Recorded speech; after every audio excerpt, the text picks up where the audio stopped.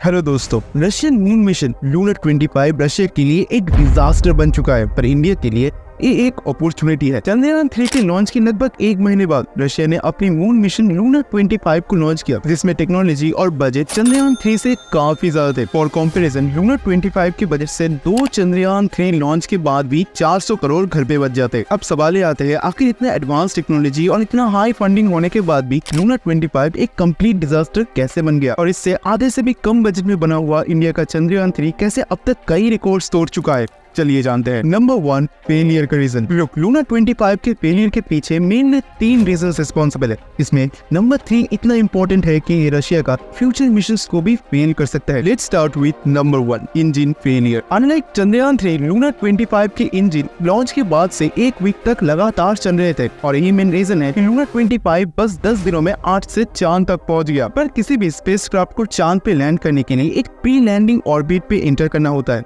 और यहीं पर लूनर 25 से गलती हो गई। प्री लैंडिंग ऑर्बिट में एंटर करने के लिए लूनर 25 को बस 84 सेकंड की थ्रस्ट की जरूरत थी, पर इसके इंजन सही वक्त पर बंद नहीं हुए और 127 सेकंड्स तक लगातार चलते रहे। इसकी वजह से कैलकुलेशंस पूरे बिगड़ गए और इन रिजल्ट एक हाई स्पीड में चांद की सरफेस से टकरा गया। पर आखिर इंजन सही वक्त पर बंद क्यों नहीं हुए? यहीं पर आते हैं हमारे second point, European sanctions. Russia Ukraine war की वजह से यूरोपियन देशों ने रशिया के ऊपर कई सारे सैंक्शंस लगाए, जिसकी वजह से रशिया यूरोपियन टेक्नोलॉजी से पूरी तरह से कट ऑफ हो गया। लूनर 25 मिशन के लिए कुछ कंपोनेंट्स को यूरोपियन देशों से इंपोर्ट करना जरूरी था, पर सैंक्शंस के लिए इसे दूसरे चीजों से रिप्लेस करना पड़ा। पर लो क्वालिटी होने की वजह से इस स्पेस के हार्श कंडीशंस को सर्वाइव नहीं कर पाए, और इसी की वजह से इंजन सही से नहीं परफॉर्म कर पाए। Number 3, less experience. Russian space agency रोसनोकोव के हेड यूरी बोरोसोव का कहना है कि लेस एक्सपीरियंस ही इस मिशन का फेल का मेन रीजन बना। रशिया का लास्ट मून मिशन आज से लगभग 50 साल पहले 1976 में हुआ था, और इस 50 साल की लंबी गैप की वजह से रशियन साइंटिस्ट में एक एक्सपीरियंस गैप देखने को मिल रहा है, जिसकी इफेक्ट हमें लूनर 25 मिशन में देखने को मिला। दूसरी तरफ इसरो ने पिछले 15 सालों में 3 मून मिशंस किए, और इसकी वजह से इसरो के पास करंट एक्सपीरियंस काफी ज्यादा है, जो चंद्रयान 3 के सक्सेस का एक बड़ा रीजन बना। पर एक्सपीरियंस ही हमारे पास ओनली एडवांटेज नहीं है। इंडियंस के पास कुछ ऐसा है जो बाकी किसी भी देश के पास नहीं है। इंडियंस का जुगाड़, या फॉर्मली कहे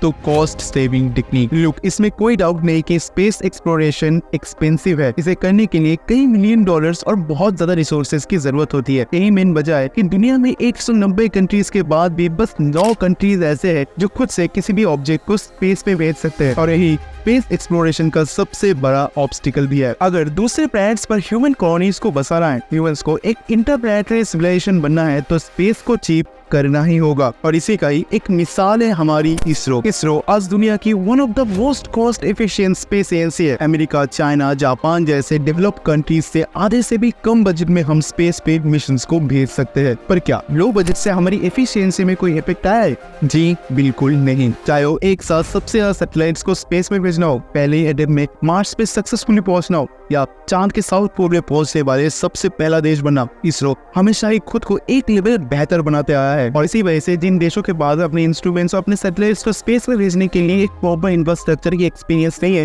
वो किसी दूसरे देश की वजह इंडिया के पास आना ज्यादा प्रेफर करेंगे, because of low cost and high efficiency. और इसी क्वालिटी की वजह से इसरो नियर फ्यूचर में स्पेस बिजनेस का एक डोमिनेटर बन सकता है। कंक्लूजन, इसरो सिर्फ स्पेस सेक्टर को ही नहीं बल्कि इंडिया की इमेज को भी बदल रहा है। इंडिया एक गरीब देश है, मैं गरीब हूँ और कुछ भी बड़ा नहीं कर सकता। इसरो की सक्सेस लोगों की सोच के ऊपर एक सीधा बार है। इन रिजल्ट आज से 50 साल पहले इंडिया स्पेस रेस में कहीं नहीं था, पर आज 50 साल बाद कोई चाहे तो भी इंडिया को इग्नोर नहीं कर सकता, और ये हम सभी इंडियंस के लिए एक प्राउड मूवमेंट है। और इसी के साथ इस वीडियो को बस यही एंड करते हैं। और अगर आप भी मेरी तरह इंटरेस्टिंग टॉपिक को एक सिंपल वर्ड में सुनना पसंद करते हैं, तो सब्सक्राइब कीजिए simply explore. Thank you, see you in the next video. Space की तरह इंडिया एनर्जी सेक्टर में भी कैसे एक डोमिनेटर बन सकता है, कैसे एक एनर्जी इंपोर्ट कंट्री से एक एनर्जी एक्सपोर्ट कंट्री में बदल सकता है, ये सब कुछ मैंने इस वीडियो में डिटेल में एक्सप्लेन किया। आप चाहे तो देख सकते हैं।